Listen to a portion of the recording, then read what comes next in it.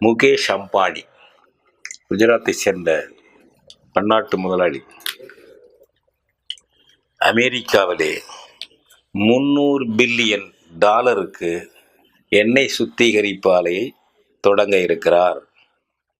பிரவுன்ஸ்வில், Texas மாநிலத்தில் பிரவுன்ஸ்வில் கடற்கரையில் இந்த 300 பில்லியன் டாலர் எண்ணெய் சுத்திகரிப்பு ஆலையை நிறுவ இருக்கிறார்.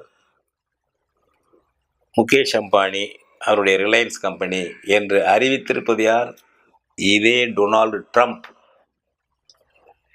ஒரு நிர்வாக அறிவிப்பு அல்லது முகேஷ் அம்பானி தரப்பிலிருந்து அல்ல. இதை கமுக்கமாக வைத்திருங்கள் என்பதுதான் மோடியுடைய அந்தரங்க பிரேயர் ட்ரம்பிடம். எப்பவுமே ட்ரம்பிடம் கமுக்கம் இருக்காது. இந்தியா பாகிஸ்தான் இப்போ அண்மையில் மோதி கொண்ட போது ட்ரம்ப் தான் தலையிட்டு நிறுத்தினாரு சொல்லி நிறுத்தினாரு. நாங்களா பேசி தீர்த்தோம்னு மோடி சொல்லிட்டு இருந்தாரு. திரும்ப ட்ரம்ப் சொன்னார், நான் தான் தலையிட்டு நிறுத்தினேன்ட்டு.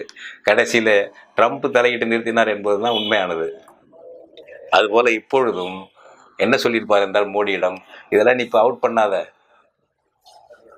அதாவது மோடி சொல்லியிருப்பார் ட்ரம்பிடம், முகேஷ் அம்பானிக்கு 300 பில்லியன் டாலரில், அதாவது இந்திய மதிப்பில் 25 லட்சம் கோடி ரூபாயில் டெக்சஸ் மாநிலம் பிரவுன்ஸ்வில் கடற்கரையில் ஒரு எண்ணெய் சுத்திகரிப்பு ஆலை வைக்க அனுமதி வழங்கியிருக்கிறோம் என்ற செய்தியை இப்பொழுது சொல்ல வேண்டாம் மிஸ்டர் ட்ரம்ப் என்றுதான் மோடி கெஞ்சி கேட்டுக்கொண்டிருப்பார்.